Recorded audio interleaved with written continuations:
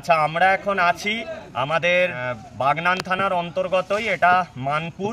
তো এই মানপুরের রূপনারায়ণের তীরে আমরা গত কয়েক মাস আগে এই রাজু কোটাল এবং বাদল পাত্রর সাহায্যে একটি সামুদ্রিক কচ্ছপ বা অলিভ রিডলে টাটেল নিয়ে উদ্ধার করে নিয়ে যাই এবং পরবর্তীকালে সেটা সমুদ্রে ছেড়ে দিই।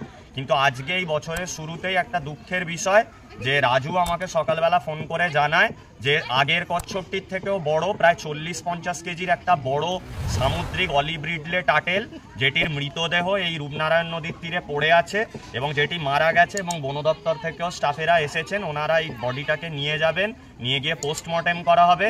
তো হাওড়া জেলায় কিন্তু এই সামুদ্রিক অলিভ রিডলে কচ্ছপ পাওয়া যায় না। রাজুদের সাহায্যে একবার আমরা জীবিত উদ্ধার করেছিলাম, কিন্তু আজকে আমরা তার একটি মৃতদেহ উদ্ধার করছি এবং এটি প্রচণ্ড বড় সাইজের একটি অলিভ রিডলে কচ্ছপ, প্রায় 40-50 কেজি। এবং আমি, সুমন্ত দাস, ইমন ধাড়া ও রঘুনাথ মান্না আমরা এসেছি বন দপ্তরের সঙ্গে। বডিটা এরপর নিয়ে গিয়ে এই বডিটার পোস্টমর্টেম করা হবে। তো ধন্যবাদ জানাই রাজুকে যে ওরা এই এলাকায় নজরদারি রাখেন এবং বিভিন্ন কোনো অ্যানিম্যাল অ্যাক্টিভিটি হলে ওরা আমাদেরকে জানায়। তো এই যে এত সমুদ্রে দূষণ হচ্ছে, নদীতে দূষণ হচ্ছে, যার ফলে কিন্তু এই প্রাণীগুলো ভুগছে এবং আমার মনে হয় প্রাণীটি অসুস্থ ছিল বা কোনো কারণে নোনা জল থেকে উঠে এসে যেহেতু আমাদের এই মিষ্টি জলে এসেছে, সেই কারণে হয়তো কোনো শারীরিক প্রবলেম হয়ে মারা গেছে। তো এটা খুবই দুঃখের বিষয় আমাদের কাছে। দেখা যাক পরবর্তীকালে পোস্টমর্টেমের পর কি জানা যায়। বন বিভাগ এর বিস্তারিত তদন্ত করবে। চলো চলো সব পিছো, তুইও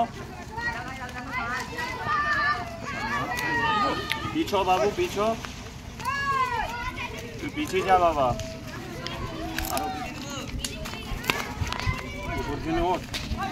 দেখে দেখে নিচে সব এ পড়ে আছে।